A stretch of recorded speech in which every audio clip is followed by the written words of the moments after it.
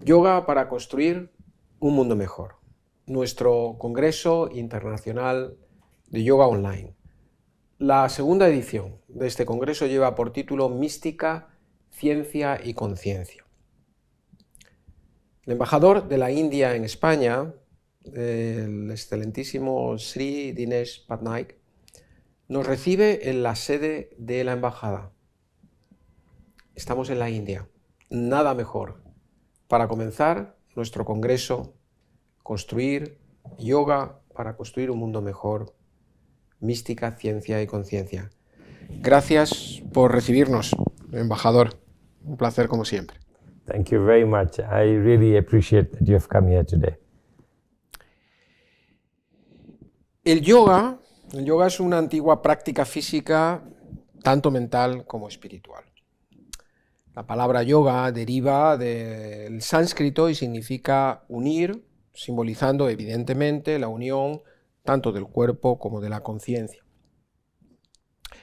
El yoga nace en la India, de eso estamos seguros. Pero hoy miles y miles y miles de ciudadanos en todo el mundo lo practican. ¿Cómo contempla el embajador de la India en España la realidad universal del yoga? Yoga is, like you said, a union, a yoke between the body and the consciousness. And whether it's universal or not, it is known from the fact that every human being is a combination between his life, his body, and his consciousness. Every religion, every society talks about a soul and a body. But nobody really has studied what the soul is, what is the consciousness. Even today, there is no science of consciousness. There is no way, scientific ways are there to study consciousness. Consciousness can only be felt. What is the difference between an animal and a person? Does the animal have consciousness? What is sentient beings? Beings which are conscious of themselves. Human beings are the highest sentient beings. So, as a form, the reason yoga is acceptable to everybody is because yoga is a concept which harmonizes the body and the consciousness. We will go into details as we speak, but what I wanted to tell you is yoga is not just asanas. It is not just pranayama. It is more than that. It is something which binds your inner self with your exterior self. Like in Bhagavad Gita, they say that I go through myself, into myself, through myself. So at the end of the day, I go deep inside. This goes back to the basic question humanity has always asked. Who am I? Nobody knows. And where I go? But first you have to know who am I. To know who you are, you have to look inside. And yoga is a process of looking inside. And this is the beauty of yoga. And this is why yoga is so popular. Entonces, embajador, según lo que nos aclara usted con esta primera respuesta, ¿qué une y cómo se une el yoga a la mística, a la ciencia y a la conciencia? This is what I was trying to tell you, is that yoga is the science of consciousness. Today in the scientific world, in all the research that is being done, there is no science of consciousness. Yoga gives an ability for science to study consciousness. Because the consciousness is something very ephemeral, lying inside you. Like for example, memory. Do you know where your memory lies? Science still does not know which cells have memory.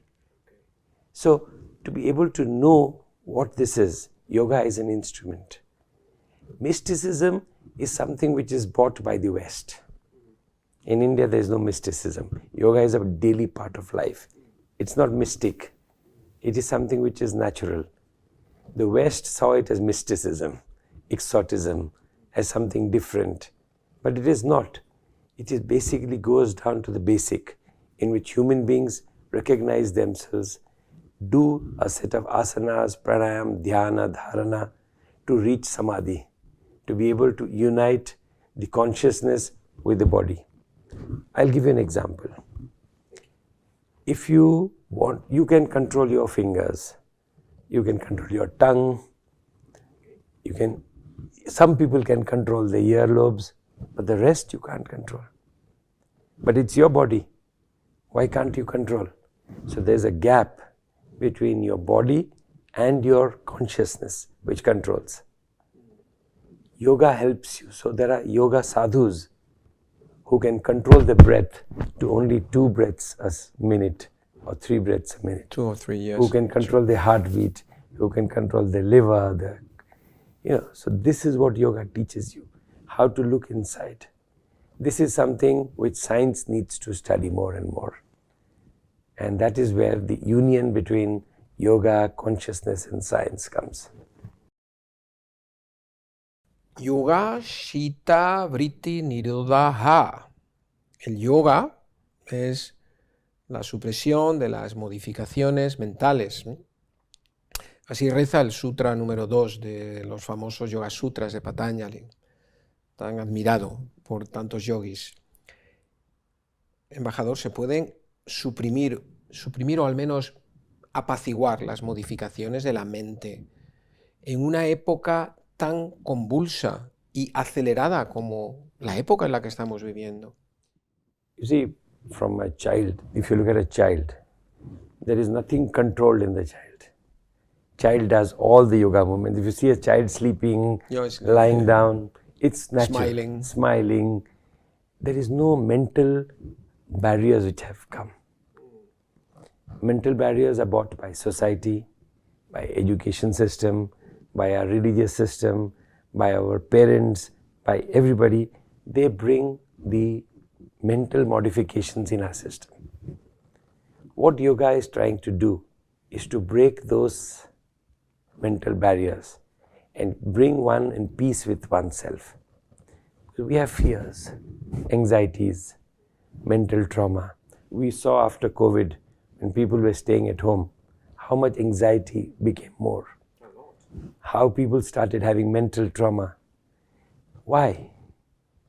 And they turned to yoga because yoga helped them release their anxiety, release their mental trauma, get into peace with oneself. And this is what is the whole thing about yoga, breaking down the mental modifications of a human being. It doesn't mean breaking you down mentally. It means all the prejudices, all the fears that you have in your mind, yoga takes them away. But it is the right practice of yoga. Yoga is not, like I said, only asanas and pranayama. It is a way of life. Good thoughts, good beliefs, positive attitude, good food habits, good living habits, good way of interacting with others. All this is yoga. And that is most important. Embajador, Mahatma Gandhi recreó el principio de la no violencia, de ahimsa, uno de los yamas. Nosotros traducimos yamas por observancias. Uno de esos yamas a los que se refiere Patanjali Maharaj en sus Yoga Sutras. Su filosofía, la de Gandhi, la filosofía de la no violencia, se expandió a raíz de sus políticas y de su verbo precioso y de su poesía vital. Se expandió por todo el mundo.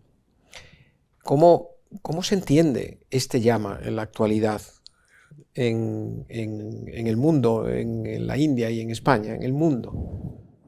See, non-violence is natural. It is not unnatural. Violence is unnatural. And so Mahatma Gandhi, when he talked about non-violence, he said, and this comes from a long tradition of knowing that if you are with oneself, you cannot be violent with yourselves. It's only people who have mental problems who become violent with themselves. So a human being is naturally non-violent with himself. But anger is something which is one of those mental modifications we talked about, which society generates. Anger, frustration, envy, jealousy, all negative emotions. And today we see it all across the world. It comes from various factors. It comes from poverty, from economic problems, from war, from environment which is very negative. You see on social media people saying all kinds of things. And this is where it's important to practice non-violence. Non-violence doesn't mean that I don't beat you. Yeah, of course. Non-violence means non-violent in anything. Whether you are violent to your family, with yourselves, with your colleagues. And violence is not beating. Violence is being angry, being jealous, being envious, removing all negative emotions. And yoga is one of the most beautiful ways in which you can actually remove all these negative emotions and bring positivity to yourselves. When I see you, when I see all the hundreds of people in Spain doing yoga so diligently, you see people who do yoga, they have a peaceful look on their face. And a smile. And a smile. And you see others who are not doing yoga. You see the difference. You can know the difference easily. And so I'm very hopeful that the world, the young people today, are becoming more and more attuned to this non-violent way. As long in most societies, the young generation now, it was our generation and the generation after that which was doing all this. Even today wars are fought by people of our generation. They are the ones which are starting the war. The younger generation are mostly into talking, discussing, online, yoga. They have a more peaceful thing about the world. They're more concerned about climate change, about animal welfare, about human beings. So there is a lot of change which is coming, and yoga can help the change become faster. So I'm very hopeful about non-violence. Esto significa que la no violencia no es solo no violencia con las personas, sino también con los animales, con las plantas, incluso con los objetos. Exacto.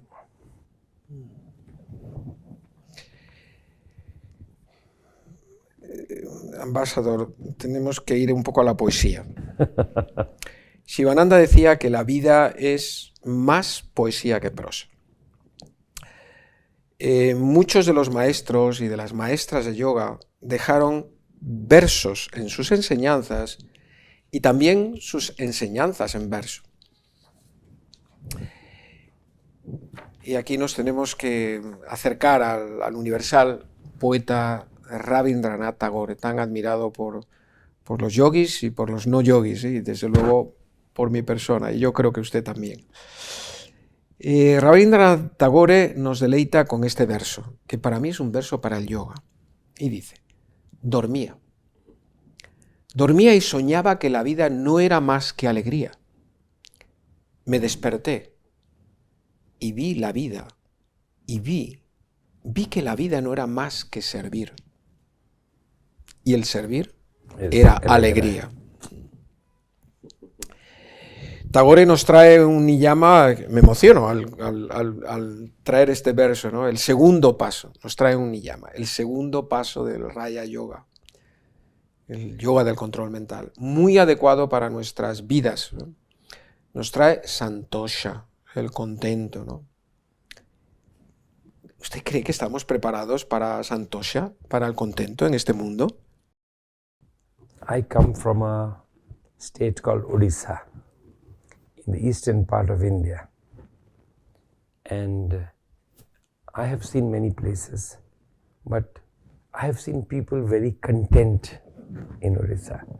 They're poorer than the rest of India. They have less things. If you go into the house, it is very minimalistic, but they're very content people. The santushti, what you call about contentment, is one of the most beautiful qualities of a human being. To be happy with what you have. Now, this doesn't mean that you don't want to make things better. Of course. It's like Mahatma Gandhi said, the world has enough for human beings' need, but not for human beings' greed.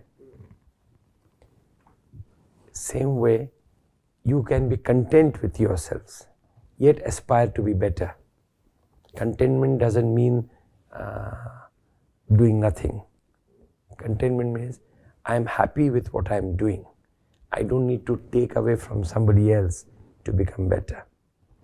And poetry, I mean, everybody said there are two things which describe a human being's natural ability. The body, the best way to express it is through dance. When you dance, you are one with nature. Dancing is natural. Same way with language, the way to express it is through poetry. And so when Rabindranath Tagore says this, and when he says that I dreamed that life was joy, I woke up and saw life was service, and I realized service is joy. It's important that you do what you have to do and that you're content with it.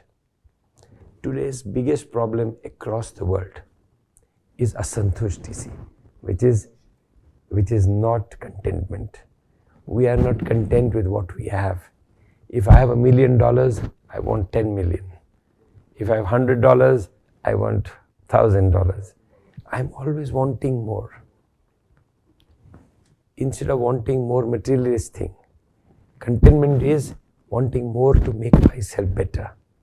So having more time for music, for dance, for poetry, for culture, for art, for meditation, yoga, doing service. When they say, there is a saying in India, when you get a lot of money, don't make your life better by giving yourself things. Make others' lives better by giving them things. Philanthropy, helping others. These are the things which make you a better person, the world a better place, and makes you content. Santushti comes from that.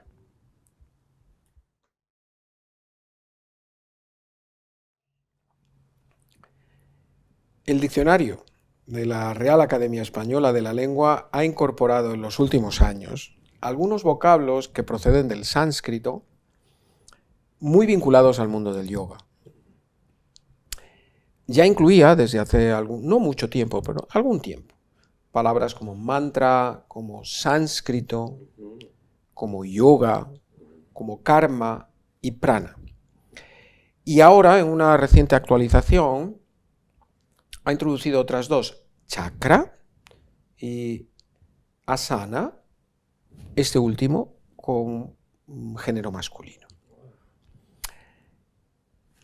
Embajador, ¿cuál o cuáles deberían ser las próximas palabras que a su juicio debería incorporar el diccionario de la Real Academia Española de la Lengua que provengan del sánscrito y que estén vinculadas al yoga o incluso que no estén vinculadas al yoga? ¿Qué tiene que hacer nuestro diccionario para actualizarse de nuevo? You used a word now, santushti. Santushti is a beautiful word. I don't know if there is a similar word in Spanish, contentment.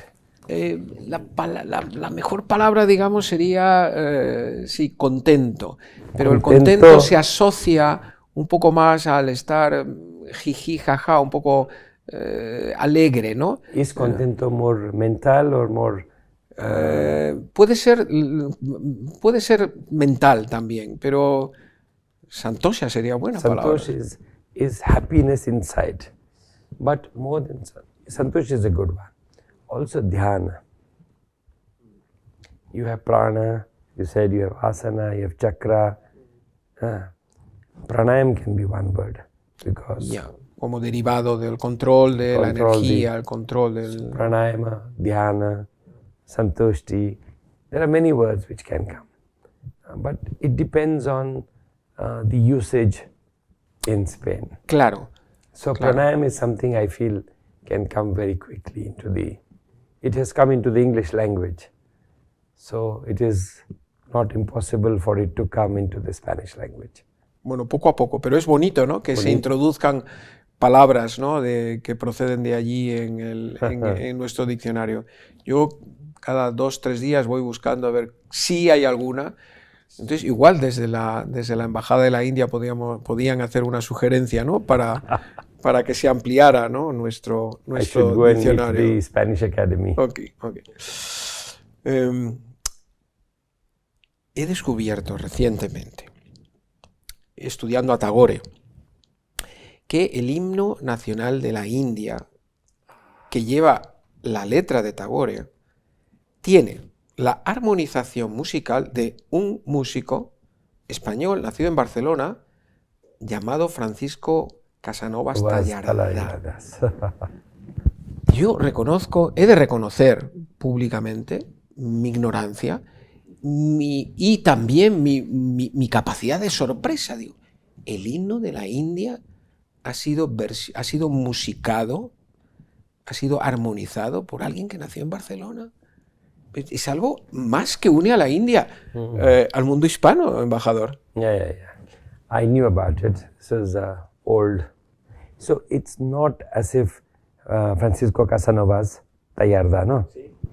It's not as if he was here and Tagore did it there. No. Francisco actually traveled to India. In 1930 he went to India. I think 1930, 31, I don't remember. He went to India. He met a lot of people. He became the director of the Calcutta School of Music. And he worked with a lot of people. He had friends. He met Mother Teresa. That time Mother Teresa was newly coming up. You know, Mother Teresa. Sí, he visto incluso una foto en los que están ellos dos, sí. Then he had Rabindranath Tagore. He met him. He worked with him. He met Pandit Nehru. He was good friends with Pandit Nehru's daughter, Indira Gandhi. He met a lot of people. In fact, one of his closest friends was Himal Mehta.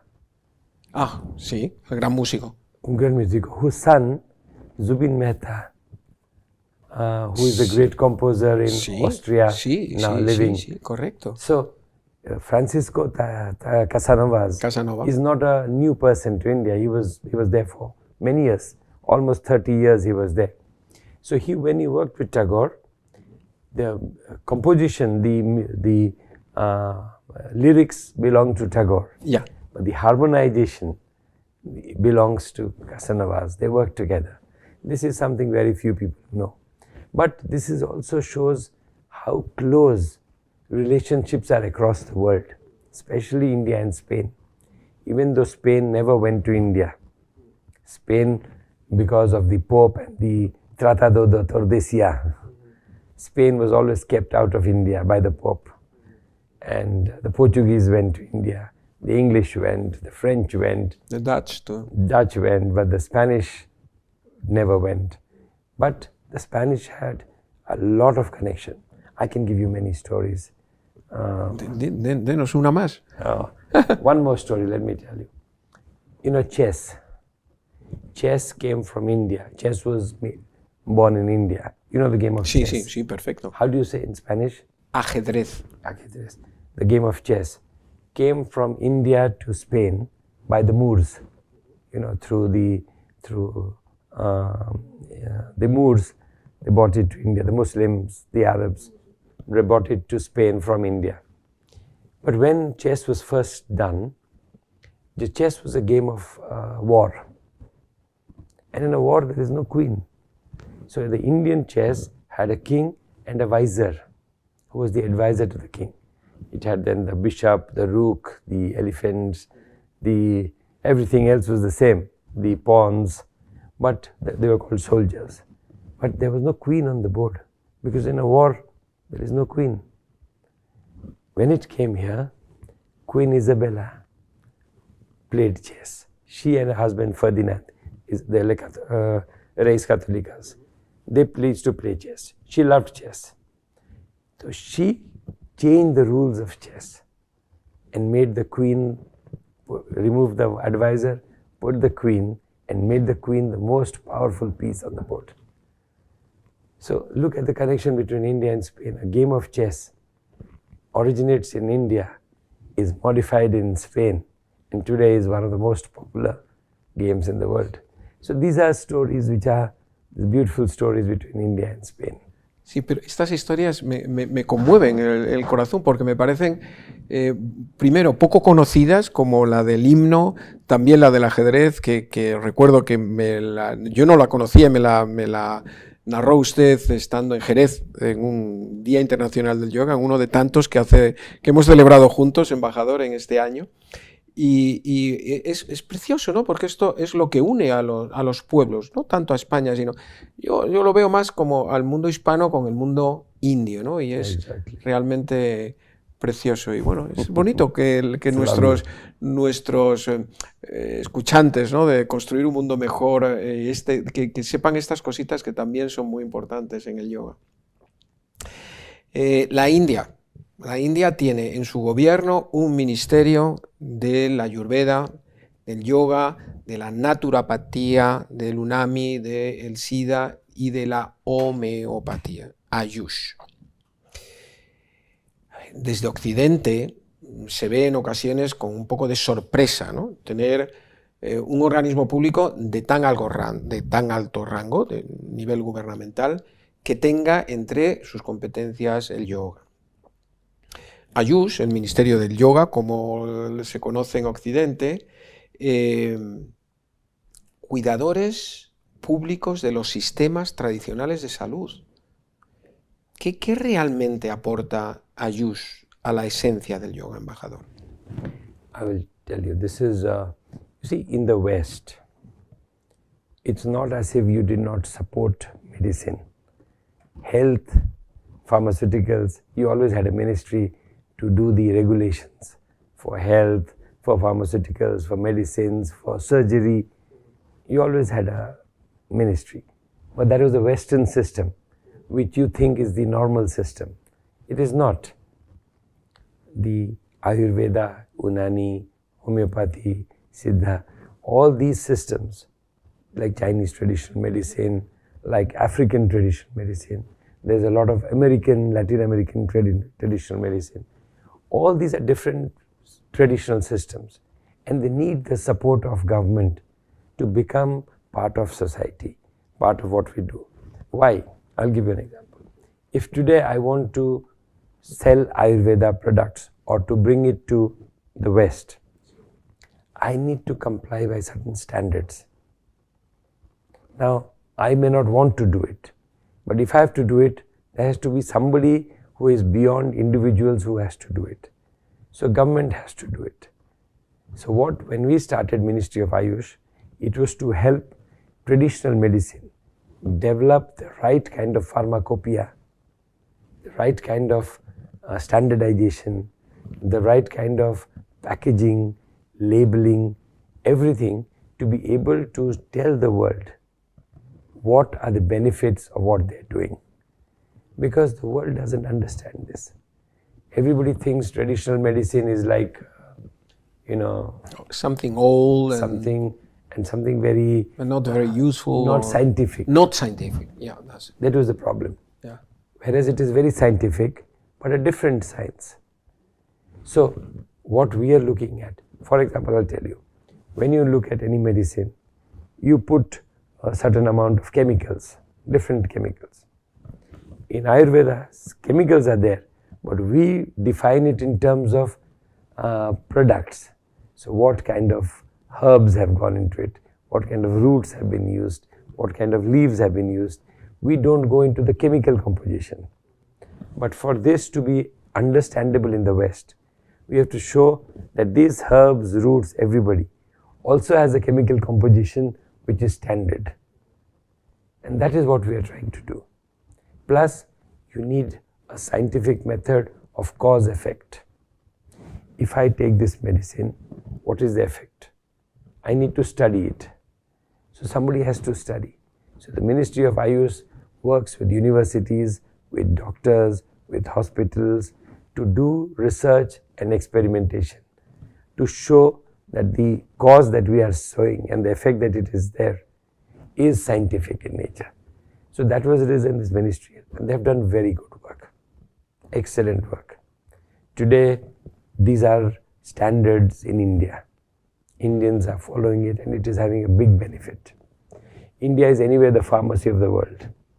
We produce the maximum medicines in the world. We produce the best APIs, the drugs. We have a very large medical system. The traditional medicine complements and supplements this medical system. When you're doing yoga, yoga becomes better when you supplement it with Ayurveda, with the right way of living, with Ayurvedic description of yourselves. When a doctor checks you, what does he check? He checks your body and your consciousness. So same with yoga. A yogic doctor only checks your pulse and your tongue and your body and can tell you about yourselves. And that is what we need to bring to the world. Because preventive medicine, after COVID we realize that you cannot have a system of, curative. You have to have a system in which there is community medicine, there is preventive medicine, where people live a better life. If you live a better life, you don't fall sick. There is no point in spending millions in curing something when you can prevent it from happening. And that is the reason the whole ministry has been designed to help us understand these old techniques and to bring a scientific temper to it. Y también para el yoga, Yes. que se estudia yoga. científicamente como uno de estos elementos que previene la salud. For example, I'll tell you, yoga has a very good effect on diabetes. You know that. Sí. It has very good effect on orthopedic problems.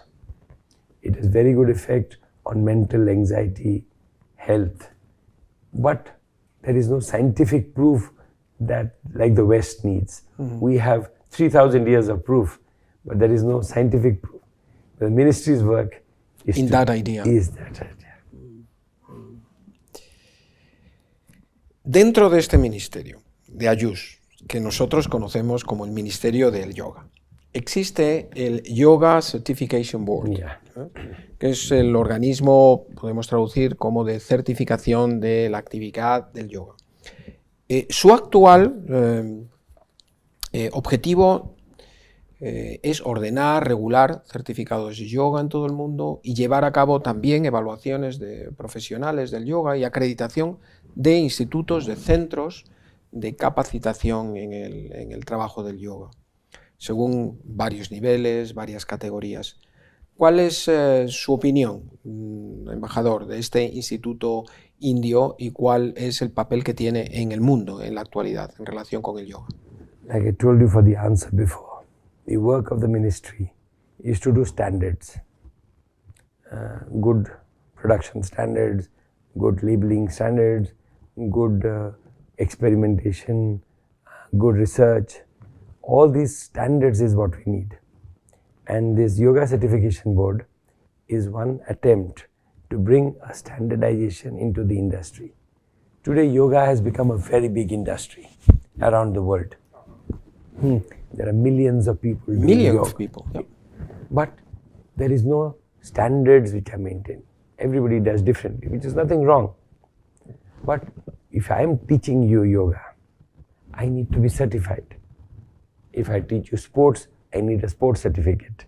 If I teach you education in school, I need a teacher certificate. Math or language. Everybody needs a certificate. Same with yoga. If I'm teaching yoga, the person who is receiving the teaching, the student, should know that my teacher is certified. And so we started the certification board. It was initially meant for inside India. Because in India there are many schools of yoga, you know, and many types. So we wanted a standardization. And we realized the same standardization can be applied abroad. So we are now using this certification board to help people certify themselves. So if I am teaching, let's say I am doing yoga, teaching in a 5-star hotel or in a yoga center or in a yoga academy, I need to have a certificate. And so we are also trying now to see how this certification we can bring to Spain and to other countries where we can help people get certified. Because if I am a youngster today and I am doing my university, at the same time I am doing yoga every day, and I pick up a certificate, it's like I am doing a computer course or I am doing an internet course, any course, I have a certificate. If tomorrow I want to be a yoga teacher, I can use that certificate. So that is the whole idea. And that idea of certification of yoga cannot be understood as a limitation. No, it's assistance. It is, to show that I have done 40 hours of yoga or I've done 80 hours. It's like flying. If you say you need a certification before you can fly, so why do you? It's not limiting. It is to tell you that this man has the experience to teach other people yoga. Otherwise, I can get up today and say I'm a teacher. If I'm smart, I can do it, but I need a certification. Embajador, el protocolo común de yoga ha sido diseñado con el consenso de muchos expertos para que podamos cosechar todos los beneficios del yoga, alcanzar la paz, la armonía, el bienestar a través de la práctica de asanas, yoga nidra, pranayama, dhyana, meditación, etc. Y se llevó a cabo en su origen para el primer Día Internacional del Yoga. Bueno, creo que ya hemos compartido juntos varias veces la celebración de este precioso día en varios lugares de nuestra geografía. La última, nada más y nada menos que en el espectacular lugar entre el Palacio Real de Madrid y justo frente al Teatro de la Ópera. Y estábamos juntos, embajador, hace muy poquito tiempo. Qué bien, ¿no? Practicar en grupo, en la calle, al aire libre, el protocolo común del yoga. See, again, yoga is to unite. We started with that. You remember? It's a union between oneself and one's consciousness. But yoga is also to unite the world. How better can you do than by doing yoga together? There's a feeling of community, camaraderie, friendship. You exchange, you do something nice, and you bring beauty to a place. If everybody can do it, it's wonderful. Actually, we do yoga everywhere. The people who know understand. Like you're sitting now. Technically, you're doing yoga. Because you are sitting, you're crossing your legs, you're putting your back up, you're breathing carefully. Everything putting is attention in the words, in your words. Yes. So everything is yoga. People sitting in offices, I get tired, 15 minutes, 10 minutes, I do meditation, yoga. You can do it anywhere, in restaurants, in shops. Yoga is daily part of daily life. And if you can have a system where we do it commonly together, it has a lot of benefits. Because it just does not have physical, mental, but also social benefits. And that is very important. And that is what we need to bring to the world. And I hope it will happen soon. Prime Minister Modi has already started with the International Day of Yoga to make yoga popular. Now I see it everywhere. People getting together, doing yoga, doing meditation together, doing all kinds of work together, which is a beautiful thing. Me comprometo a incorporar el yoga como una parte integral de mi vida diaria. I pledge to make yoga an integral part of my daily life.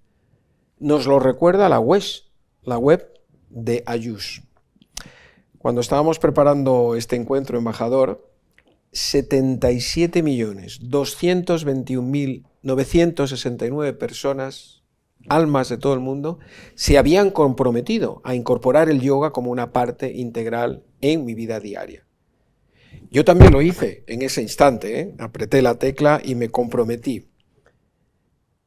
Y me di cuenta que era muy fácil darle a la tecla, inscribirme en este proyecto, pero más difícil cumplirlo. De todas maneras, más de 77 millones de personas que hayan dado a la tecla y hayan al menos un segundo de su vida pensado, me comprometo, no está nada mal. Embajador, ¿usted se ha comprometido? I did it when I was in India, when it first started. You see, the pledge is not necessary. It's just a way of telling yourselves that I will do it regularly. Human beings have a habit of postponing things. Esto es cierto. Everybody. If I have Procrastinar se llama, Yes. procrastinar. if I have to diet, I'll do it tomorrow. Okay. If Next I- week, Next week. So January the 1st. Yes. So the pledge was this idea that if I take the pledge, I start today. I start now. And so it's a beautiful thing. And like I told you, you can do yoga anywhere. Yoga does, you see, that's the beauty of yoga. You don't need to go to a gym or to a playground or to any, you can, wherever you're sitting, you can sit and do yoga. And frankly, you can do it in any clothes. And it's physically much easier. And it does not have to, you don't have to be slim and fit.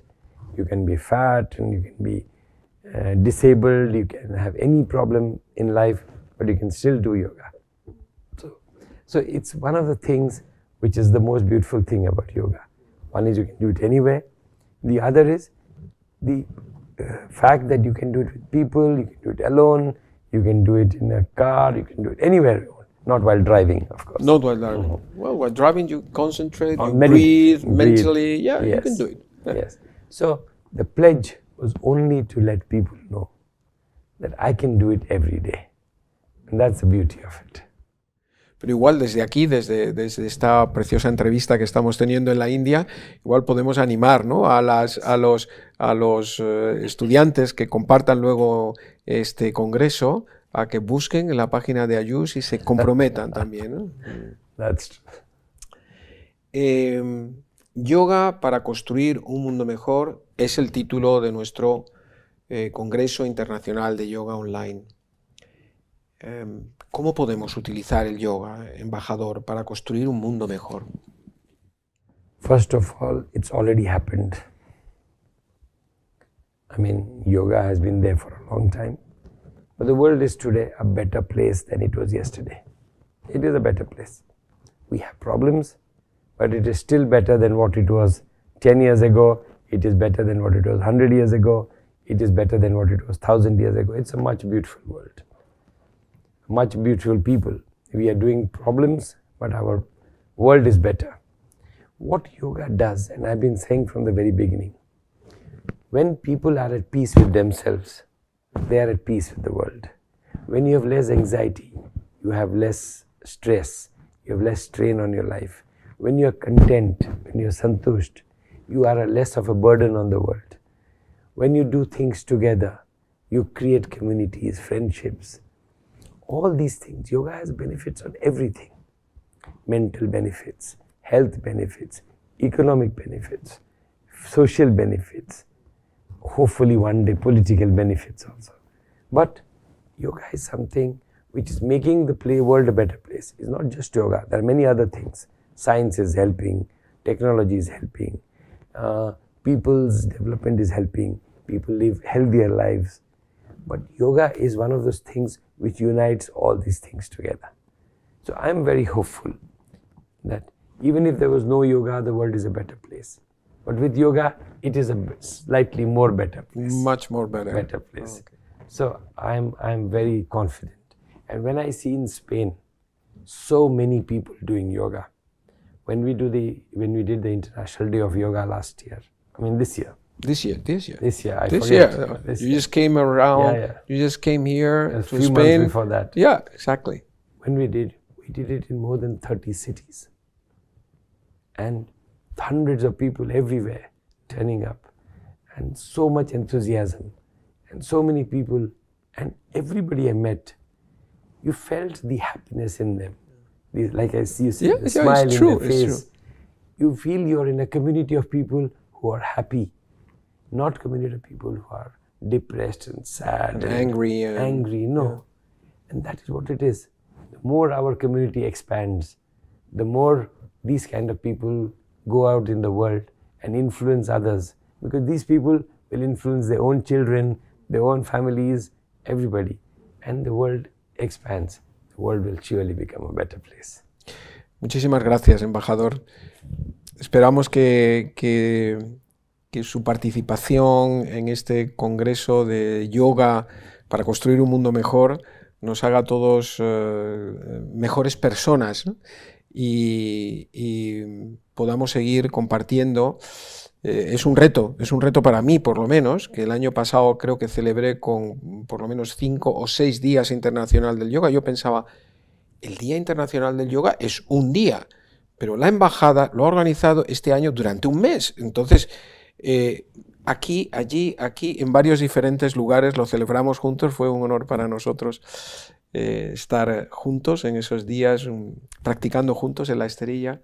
Gracias, porque con un embajador como usted es mucho más fácil construir un mundo mejor. Gracias, embajador, y nos veremos en una próxima entrevista y espero no es una cuestión de esperar, estoy seguro que sus palabras van a llegar a varios miles de personas, a los que también animamos a ir a la página de Ayush y comprometerse con la práctica del yoga. Muchas gracias, embajador, en nombre de Construir un Mundo Mejor. Thank you very much, and thank you to everybody for listening to me.